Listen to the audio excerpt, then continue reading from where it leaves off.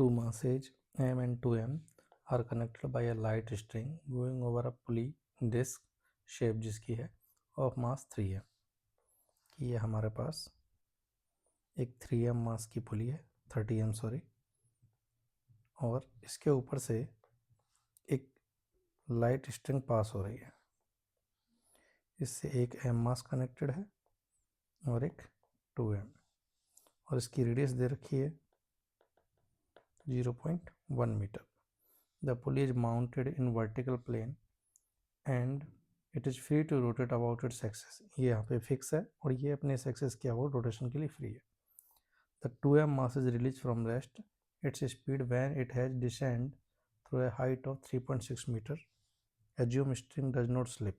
ठीक है, तो एक तो स्ट्रिंग अगर हमारे पास पुली के ऊपर अगर स्ट्रिंग स्लिप नहीं कर रही है, मतलब इन दोनों के बीच में कोई रिलेटिव मोशन नहीं है, तो ऐसे में फ्रिक्शन जो लग रहा होगा इनके रिलेटिव मोशन को, ठीक है, नो स्लिपिंग के लिए जो फ्रिक्शन लग रहा होगा वो स्टैटिक रहा होगा और उसका एनी मूवमेंट वर्क जीरो रहा होगा। बिल्कुल प्योर रोलिंग जैसे रिजल्ट होते हैं, स्टैंडर्ड रिजल्ट भी है हमारे पास।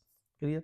तो यहाँ पे स्लिपिंग अगर नहीं हो रही है तो स्ट्रिंग और पुली के बीच में स्टैटिक फ्रिक्शन होगा, लेकिन उसका वर्क जीरो होने की वजह से, क्योंकि नॉन कंजर्वेटिव का वर्क जीरो है पूरे सिस्टम पे, इसलिए अपन मैकेनिकल एनर्जी इजीली कंजर्व करा के पूरे सवाल को सॉल्व कर सकते हैं। क्लियर? तो नो स्लिपिंग की कंडीशन अगर लगाते हुए अगर ये मान लो एच हाइट नीचे फॉल कर जाता है तो ऐसे में ये एच हाइट ऊपर रीच करेगा। तो इनिशियल लेवल से इसकी स्पीड अगर v हुई तो स्ट्रिंग के अलोंग स्ट्रिंग कंसेंट लगाते हुए स्ट्रिंग में हर पॉइंट में अलोंग द लेंथ स्पीड के कंपोनेंट वेलोसिटी के कंपोनेंट सेम होते हैं। तो ये अगर v से नीचे जा रहा है इस मोमेंट पर, तो ये वाला ब्लॉक भी इस मोमेंट पे v से ऊपर जा रहा होगा और स्ट्रिंग के इस पॉइंट की स्पीड भी v होगी। अगर ऐसे में पुली ओमेगा से घूम रही है तो नो स्लिपिंग के लिए इस पॉइंट की स्पीड कितनी होगी, ओमेगा आर, और v इक्वल टू कितना रहा होगा, ओमेगा आर। अब सीधा एनर्जी कंजर्वेशन लगाते हैं। जब 2m मास h हाइट नीचे फॉल कर जाएगा तो इसकी पोटेंशियल एनर्जी में लॉस होगा, loss in potential energy of 2m। और ये एनर्जी में जो लॉस होगा वो कहाँ कहाँ जाएगा, एक तो हमारे पास जाएगा इस m की पोटेंशियल एनर्जी में, gain in potential energy of m, और बची कुछ एनर्जी कहाँ जाएगी, इन तीनों की काइनेटिक एनर्जी में, kinetic energy of each all bodies.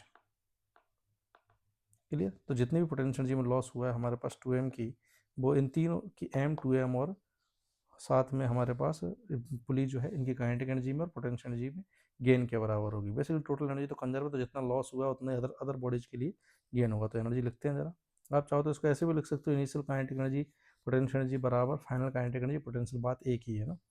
तो देखो 2m की पोटेंशियल एनर्जी में लॉस कितने का हुआ है, 2mg इंटू एच का, कि एच की वैल्यू अपन को 3.6 दे रखी है। और ये कहाँ कहाँ गया है, एक तो m की पोटेंशियल एनर्जी में मतलब mgh में, साथ में 2m की kinetic energy,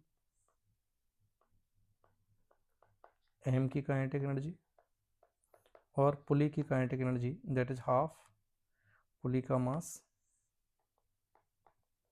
r square by 2, half I omega square, और यहाँ से ओमेगा की वैल्यू वी बाई आर रख सकता हूँ मैं, तो half I omega square. Solve करते हैं जरा इसको, तो 2mgh में से mgh गया तो ये तो बच गया mgh equal to 3/2mv square plus r square से आर स्क्वायर कैंसिल, तो बन गया 15/2mv स्क्वायर। तो ये वैल्यू आ गई यहाँ से हमारे पास mgh equal to 9mv square.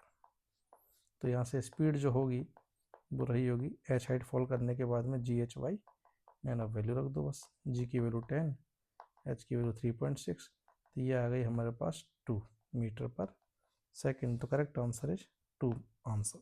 ठीक है बेटा।